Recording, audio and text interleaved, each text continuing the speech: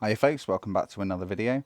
I've had a bit of an issue again with my save on the last videos that you've watched, the Republic that I built so far on that. Luckily I haven't got too far on it, but I noticed there was an issue with the landscape itself. Some of the roads would disappear below the surface and there was some texture flickering on the ambient occlusion. So the lights flickered as I zoomed in and zoomed out. I tried to make it work, but it just looked pretty bad. So I've decided just to cut my losses and to just quickly create a new map for the Severna Republic. Everything else remains exactly the same. So the island is a small archipelago in the middle of the North Sea, around 200 miles from the UK, 200 miles from Denmark, 200 miles from the Netherlands. Remained pretty obscure throughout human history, as the island was a previous volcano on Dogger Bank, and then as the Ice Age changed and the sea levels rose, it became smaller and smaller and smaller until it's just remnants of an ancient volcano that are remaining of Severna, and it is now the last part of the Dogger Bank to remain above sea level. The island is very small.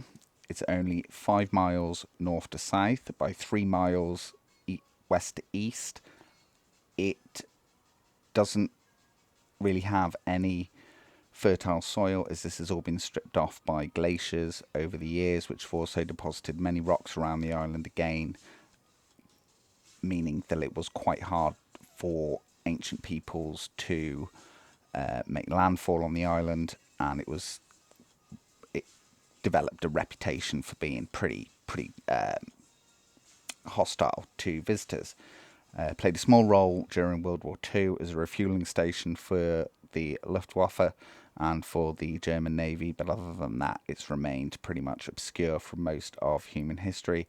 However, in the late 1950s, the British did discover lots of oil deposits and coal on the island and planned to settle the island with a small town.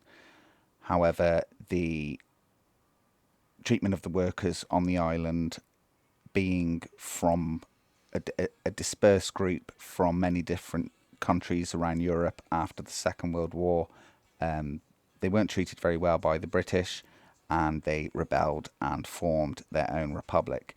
The British do have obviously a reputation for putting these kinds of rebellions down, but as it was just after the Second World War in the 50s, the British were worried about the optics of this situation, so they decided to show restraint and grant this small island, small community of less than 1,000 people, their independence.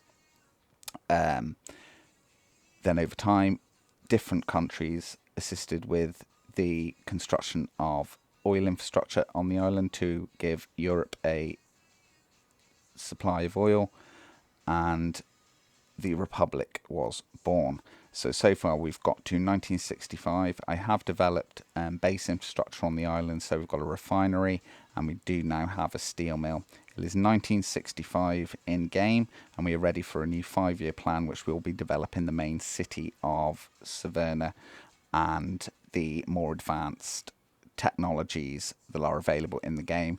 And obviously the main goal rather of this playthrough will be to build up the population as much as we can on such a small island, whilst the republic's rather still remains fully playable, functional, and with high statistics such as citizen satisfaction, making sure the economy is balanced, and yeah, trying to have some fun and meeting the challenge of how many people we can actually fit on the small island.